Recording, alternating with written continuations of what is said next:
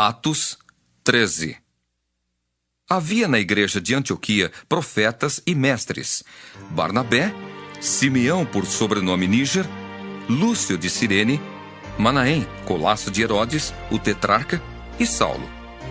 E servindo eles ao Senhor e jejuando, disse o Espírito Santo: Separai-me agora, Barnabé e Saulo, para a obra que os tenho chamado. Então, jejuando e orando e impondo sobre eles as mãos, os despediram. Enviados, pois, pelo Espírito Santo, desceram a Seleucia e dali navegaram para Chipre. Chegados a Salamina, anunciavam a palavra de Deus nas sinagogas judaicas. Tinham também João como auxiliar. Havendo atravessado toda a ilha até Pafos, encontraram um certo judeu, mágico, falso profeta, de nome Bar-Jesus, o qual estava com o procônsul Sérgio Paulo, que era homem inteligente. Este, tendo chamado Barnabé e Saulo, diligenciava para ouvir a palavra de Deus. Mas opunha-se-lhes Elimas, o mágico, porque assim se interpreta o seu nome, procurando afastar da fé o procônsul. Todavia, Saulo, também chamado Paulo, cheio do Espírito Santo, fixando nele os olhos, disse: Ó filho do diabo, cheio de todo engano e de toda malícia, inimigo de toda a justiça, não cessarás de perverter os retos caminhos do Senhor? Pois agora, eis aí está sobre ti a mão do Senhor, e ficarás cego, não vendo o sol por algum tempo. No mesmo instante, caiu sobre ele névoa e escuridade, e andando à roda, procurava quem o guiasse pela mão. Então, o procônsul, vendo o que sucedera, creu, maravilhado com a doutrina do Senhor. E navegando de Pafos, Paulo e seus companheiros dirigiram-se da Panfilha. João, porém, apartando-se deles, voltou para Jerusalém. Mas eles, atravessando de Perge para Antioquia da Pisídia, indo num sábado à sinagoga, assentaram-se. Depois da leitura da lei e dos profetas, os chefes da sinagoga mandaram dizer-lhes: Irmãos, se tendes alguma palavra de exortação para o povo, dizei-a. Paulo, levantando-se e fazendo com a mão sinal de silêncio, disse: Varões israelitas, e vós outros que também temeis a Deus, ouvi! O Deus deste povo de Israel escolheu nossos pais e exaltou o povo durante sua peregrinação na terra do Egito, donde os tirou com braço poderoso, e suportou-lhes os maus costumes por cerca de 40 anos no deserto.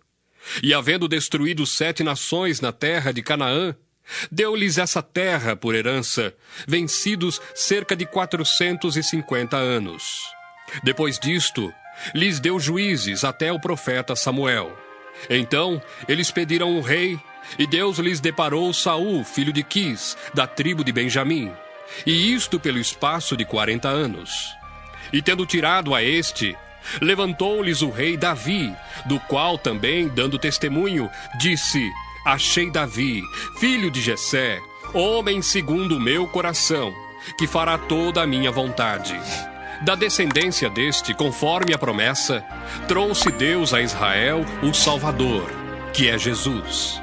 Havendo João, primeiro, pregado a todo o povo de Israel, antes da manifestação dele, batismo de arrependimento. Mas, ao completar João a sua carreira, dizia: Não sou quem supondes, mas após mim vem aquele de cujos pés não sou digno de desatar as sandálias. Irmãos, descendência de Abraão, e vós outros os que temeis a Deus, a nós nos foi enviada a palavra desta salvação. Pois os que habitavam em Jerusalém e as suas autoridades, não conhecendo Jesus nem os ensinos dos profetas que se leem todos os sábados, quando o condenaram, cumpriram as profecias. E embora não achassem nenhuma causa de morte, pediram a Pilatos que ele fosse morto. Depois de cumprirem tudo o que a respeito dele estava escrito, tirando-o do madeiro, puseram-no em um túmulo. Mas Deus o ressuscitou dentre os mortos, e foi visto muitos dias pelos que com ele subiram da Galiléia para Jerusalém, os quais são agora as suas testemunhas perante o povo. Nós vos anunciamos o evangelho da promessa feita a nossos pais, como Deus a cumpriu plenamente a nós, seus filhos, ressuscitando a Jesus, como também está escrito no Salmo 2: Tu és meu filho, eu hoje te gerei. E que Deus o ressuscitou dentre os mortos, para que jamais voltasse à corrupção. Desta maneira o disse: E cumprirei a vosso favor as santas e fiéis promessas feitas a Davi. Por isso também diz em outro salmo: Não permitirás que o teu santo veja a corrupção. Porque, na verdade, tendo Davi servido à sua própria geração, conforme o desígnio de Deus, adormeceu, foi para junto de seus pais e viu corrupção. Porém, aquele a quem Deus ressuscitou não viu corrupção. Tomai, pois, irmãos, conhecimento de que se vos anuncia remissão de pecados por intermédio deste. E por meio dele todo o que crê é justificado de todas as coisas, das quais vós não pudestes ser justificados pela lei de Moisés. Notai, pois, que não vos sobrevenha o que está dito nos profetas. Vede, ó desprezadores, maravilhai-vos e desvanecei, porque eu realizo em vossos dias obra tal, que não crereis se alguém vô-la contar. Ao saírem eles, rogaram-lhes que, no sábado seguinte, lhes falassem estas mesmas palavras. Despedida a sinagoga, muitos dos judeus e dos prosélitos piedosos seguiram Paulo e Barnabé. E estes, falando-lhes, os persuadiam a perseverar na graça de Deus. No sábado seguinte, afluiu quase toda a cidade para ouvir a palavra de Deus. Mas os judeus, vendo as multidões, tomaram-se de inveja e, blasfemando, contradiziam o que Paulo falava. Então Paulo e Barnabé, falando ousadamente, disseram: Cumpria que a vós outros, em primeiro lugar, fosse pregada a palavra de Deus. Mas, posto que a rejeitais e a vós mesmos vos julgais indignos da vida eterna, eis aí que nos volvemos para os gentios. Porque o Senhor assim nolo determinou: Eu te constituí para a luz dos gentios, a fim de que sejas para a salvação até aos confins da terra. Os gentios, ouvindo isto, regozijavam-se e glorificavam a palavra do Senhor, e creram todos os que haviam sido destinados para a vida eterna. E divulgava-se a palavra do Senhor por toda aquela região. Mas os judeus instigaram as mulheres piedosas de alta posição e os principais da cidade e levantaram perseguição contra Paulo e Barnabé, expulsando-os do seu território. E estes, sacudindo contra aqueles o pó dos pés, partiram para Icônio. Os discípulos, porém, transbordavam de alegria e do Espírito Santo.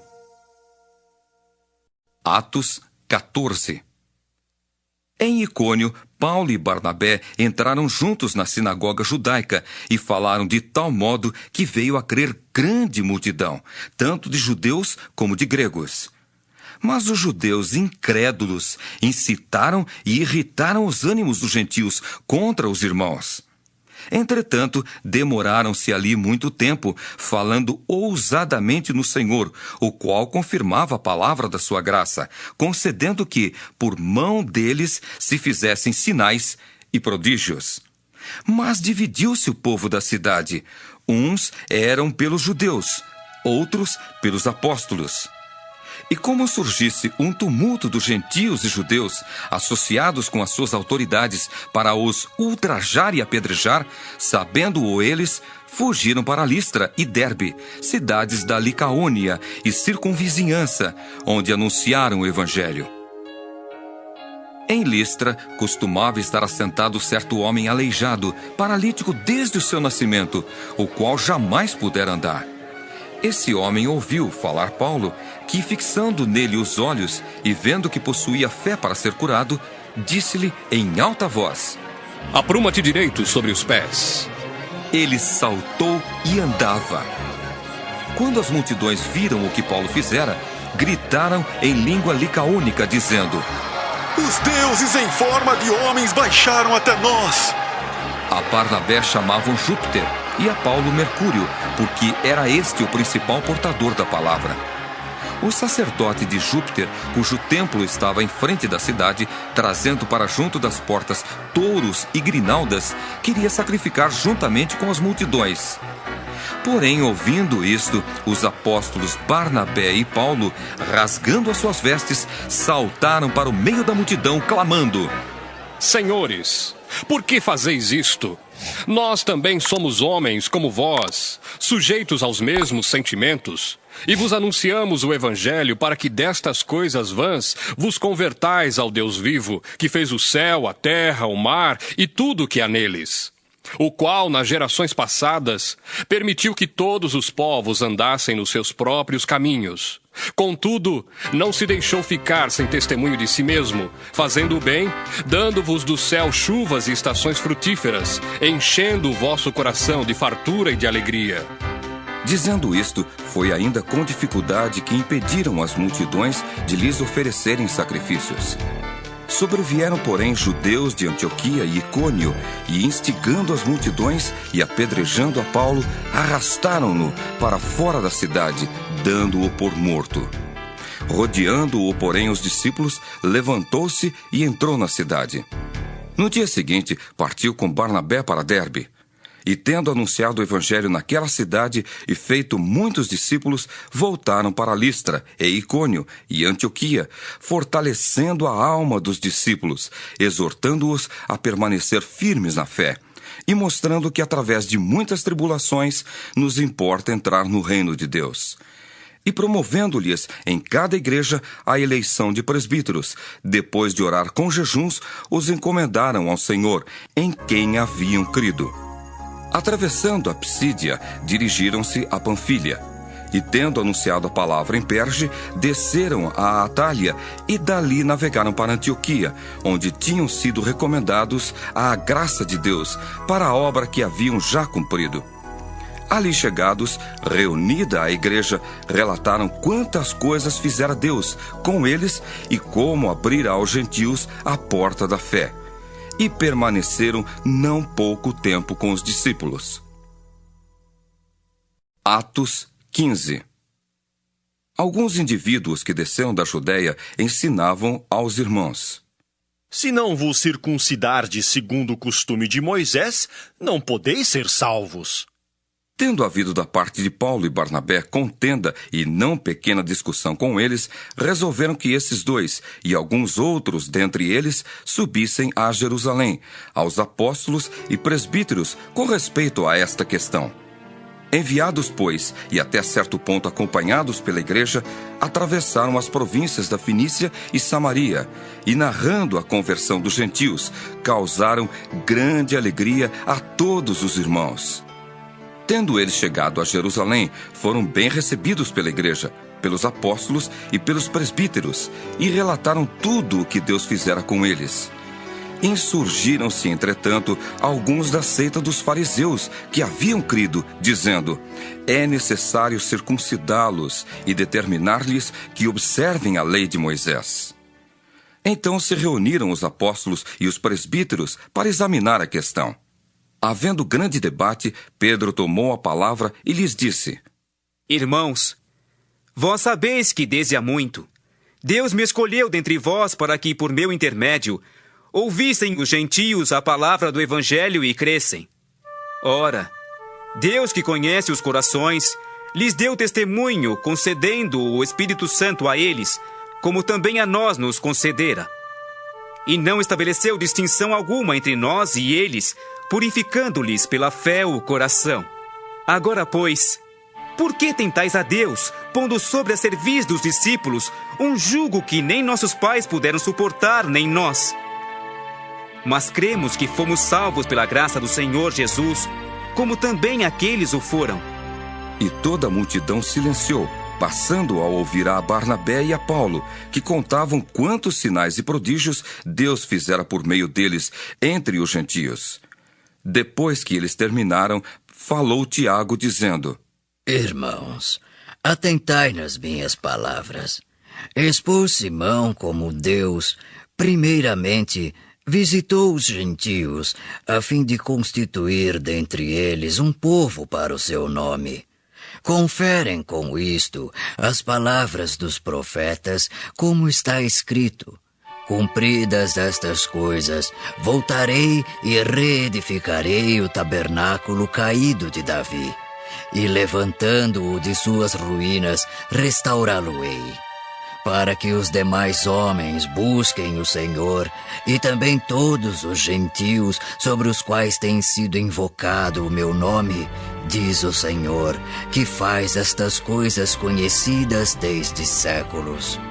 Pelo que, julgo eu, não devemos perturbar aqueles que, dentre os gentios, se convertem a Deus, mas escrever-lhes que se abstenham das contaminações dos ídolos, bem como das relações sexuais ilícitas, da carne de animais sufocados e do sangue.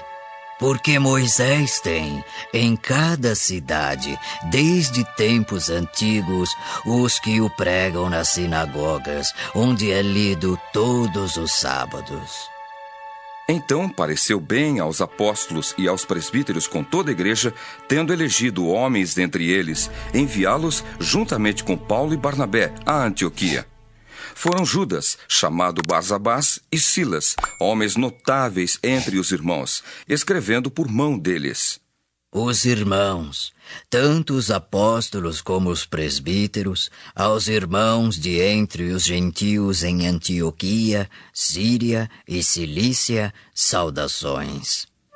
Visto sabermos que alguns que saíram de entre nós, sem nenhuma autorização, vos têm perturbado com palavras, transtornando a vossa alma, pareceu-nos bem, chegados a pleno acordo, eleger alguns homens e enviá-los a vós outros com os nossos amados Barnabé e Paulo, homens que têm exposto a vida pelo nome de nosso Senhor Jesus Cristo.